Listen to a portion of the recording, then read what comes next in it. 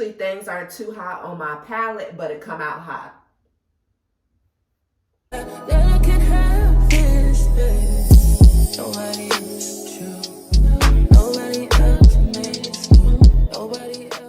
Hey y'all, for those of you who are new here, my name is Tiffany. I am a full-time mental health and substance abuse therapist bringing you food, lifestyle, and mental health content.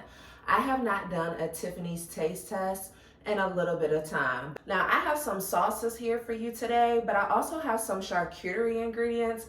I love making charcuteries for some reason in the wintertime. Maybe it's because like I'm in the house, I'm cozy, I might not feel like cooking a full meal, so I want to make like a large charcuterie tray. So I think I'm actually going to share some of those charcuterie ingredients with you that I tried and sampled in store, some things that I've already had before, and then some new items.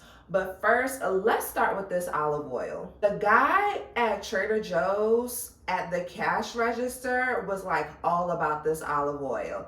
Now, this olive oil is something that's seasonal, so I was like, that's interesting. The olive oil that I usually buy from Trader Joe's wasn't in stock, so I was like, let me see what this is about. So it is extra virgin olive oil, and it is Italian. It's called the Novello Italian Reserve.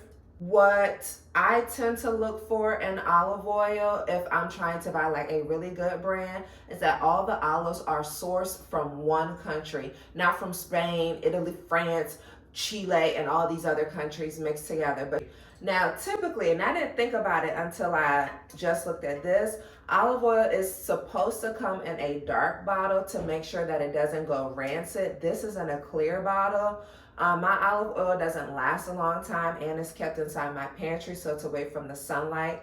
It is very dark in color. You can see the sediments of the pieces of olives in it, and I really like that. That's something that I tend to look for when I'm buying apple cider vinegar with the mother. You want to look for the sediments in it. So I just have some olive oil in this ramekin, so I didn't make a mess trying to get it on this spoon. And I did add a pinch of salt, because who's about to just sit here and eat olive oil? Not me. So I'm going to give it a little mix. Now, I don't think I've ever had just straight olive oil by itself, so like I don't even know what I'm looking for, to be quite honest. Oh, but that's good though. Oh, wow. Oh, that's smooth. Honestly, oh. Do we got a little kick? Woo! So honestly, if you want to be lazy and you don't even want to make a pesto, you could just take some of that olive oil and mix a pinch of salt and use that as a dip for bread, like a high quality, thick, crusty bread, or like some sourdough. That olive oil is really good. Now, mind you, olive oil is not meant to be used for high temperature cooking anyway. So if you use that as a drizzle for your salad, that would be very good as well. I like this olive oil. It's really good, y'all. Oh, wow. Next up, we have this hot sauce. My husband already opened it and said that it was good. I bought this specifically for him because he eats the same thing every week for meal prep. Some chicken titties and a vegetable. So this is the chunky garlic and jalapeno hot sauce. So it does look chunky, almost like a salsa. So this is going to be interesting to me, but I feel like anything with garlic is going to be good. It smells like salsa. I'm already liking the vibe of this. So because of the smell, I can definitely see this on some tacos. And I'm going to use my same spoon and just pour some on top. Yeah, I can already see the little chunky pieces of garlic. I like that. The first ingredient is brine jalapeno pepper puree. So this is probably going to be nice and spicy. Ooh. Wow. Okay. So you definitely get the texture of the garlic up there, so it would be good on top of a taco. The chunky pieces are gonna blend in well with the different textures that's within your taco. If you want a hot sauce that's smooth because you just want like a condiment on top, this isn't the hot sauce for you. Get a little bit more. Wow. You can definitely taste that there's something pickled in it. So if you like pickled jalapenos, then you will like this because there's like a pickle flavor with like vinegar in it. The depth of flavor is phenomenal. To me, it's not too hot. Obviously, I'm just sitting here eating it, but usually things aren't too hot on my palate, but it come out hot. But this is a delicious hot sauce. I think this would make a very good gift for someone who you know really likes hot food and hot sauces, because obviously this is new and it's seasonal. Oh, this is so good. It says found in almost any diner or cafe along the California Central Coast. This hot sauce is made in Gilroy, the garlic capital of the world. Wow. This has a base of jalapeno puree and minced garlic with the perfect level of heat, making it an excellent addition to potatoes, eggs, tacos, or any dish that needs a boost of flavor. Okay, because they have potatoes, this would be really good on a potato hash. I made a potato hash breakfast the other day that had roasted turmeric potatoes as the base, 2 fried eggs, and then I put some homemade garlic toum on top. This could have been really good. And then I had like some other vegetables and things on top. That would be good on a breakfast hash. I would definitely go and get more of these bottles. Y'all know how Trader Joe's do, like they'll have something in the store and then they'll snatch it. They'll snatch it away and make you want to hoard it. Now, next up, this spicy honey sauce has been in store for a while. Already liking the fact that it hasn't become crystallized, because I know honey is supposed to crystallize when it's real honey and become hardened, but that just be too much work when I'm trying to squeeze it on my food. So the ingredients are honey, distilled white vinegar, natural flavors including chili extract. All right, let's take the same spoon because I'm saving my clean spoon to dip straight into the next one. It says store at room temperature as well.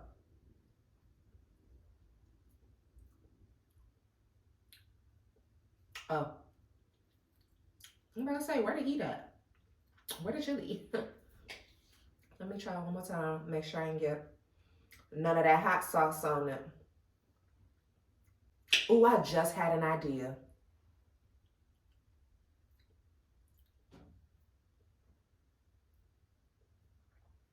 Okay. First hit of flavor is the honey. Second hit of flavor is that vinegar. I wonder why they put vinegar in here. I don't know, it's interesting. Third hit of flavor is the chili. So the flavor profile really goes in order of the ingredients. This would be good, of course, on a charcuterie if you drizzle it across some of your cheeses. But I just had this idea. Matter of fact, I'm gonna get up and show y'all. It's tea from Cape Town, South Africa. Now, mind you, the name does say devil's advocate, but that means that it's a spicy tea.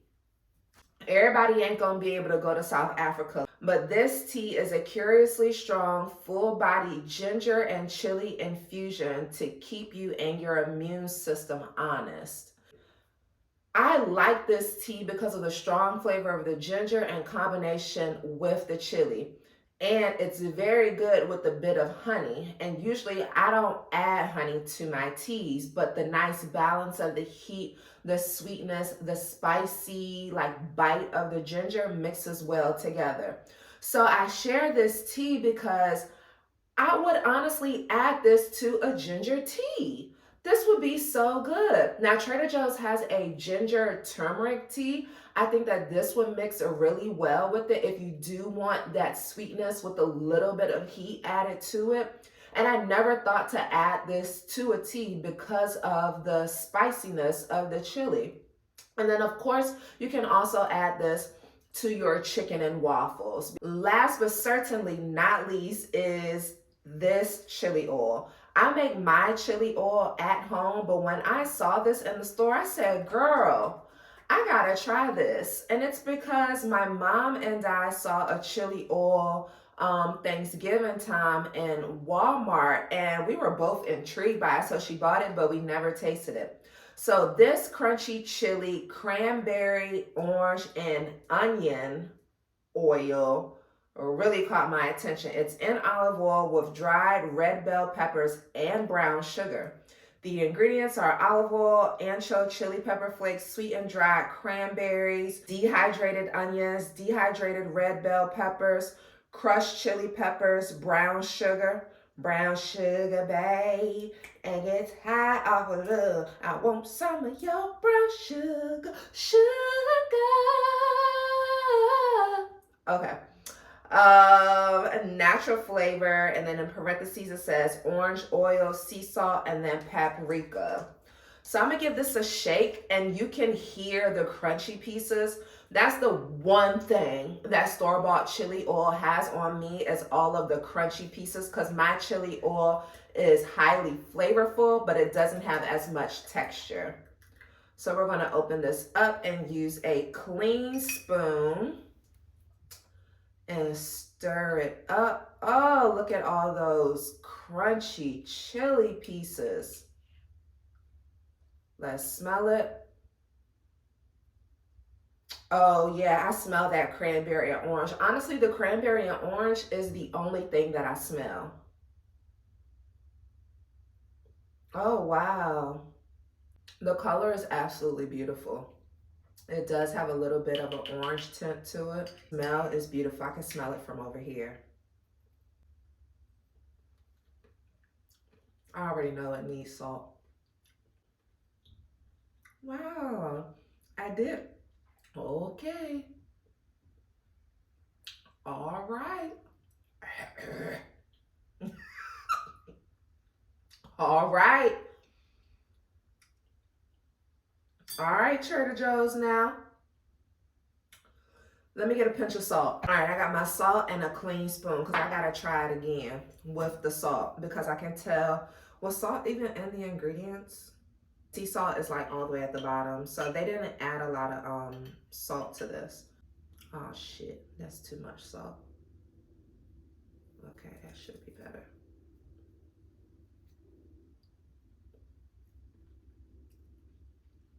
I like this. That's good. That is good. When I first tried this without the salt, the flavor that I got was the olive oil first, then the sweetness of orange and cranberry, and then the heat came at the end, which y'all saw. It hit me in the back of my throat chakra. That is good. That is a really good chili oil. The way that I plan on using it, and the crunchy pieces are just amazing. The way that I plan on using it, yes, I would still put this on my avocado toast because if y'all follow me and pay attention, I love me a well-dressed avocado toast.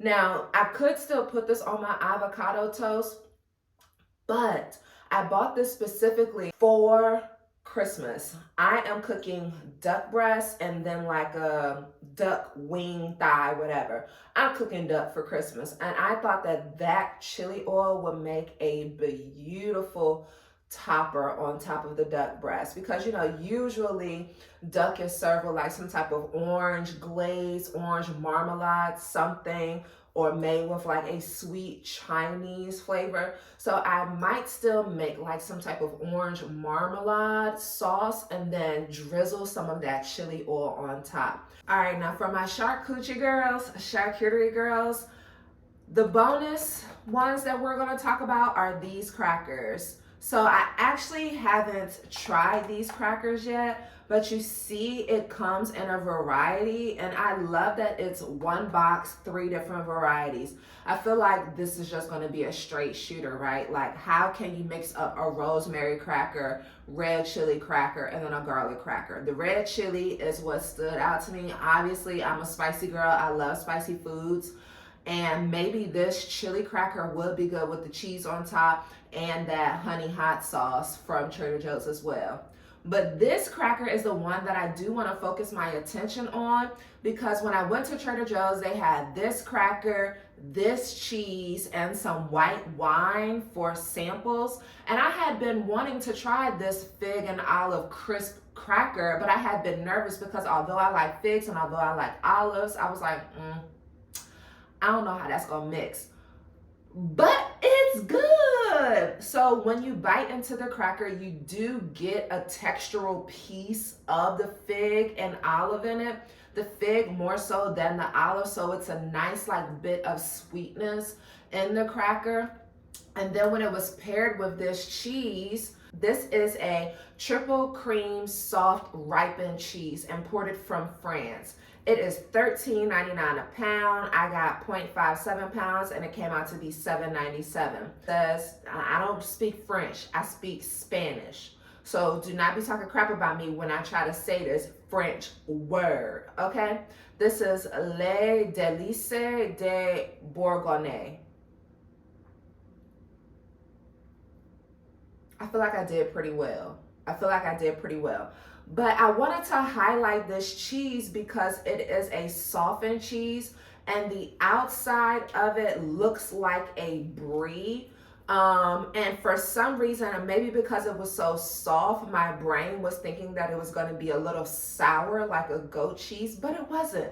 So that was nice. So sometimes I'll get goat cheese because they'll have like the blueberry vanilla on the outside, or like goat cheese and honey. That is really good.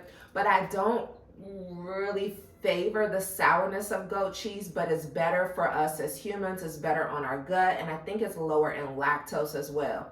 But this cheese was good. It was very creamy, very smooth. It's a straight shooter cheese, and I think that it would pair well with any type of cracker and any type of meat.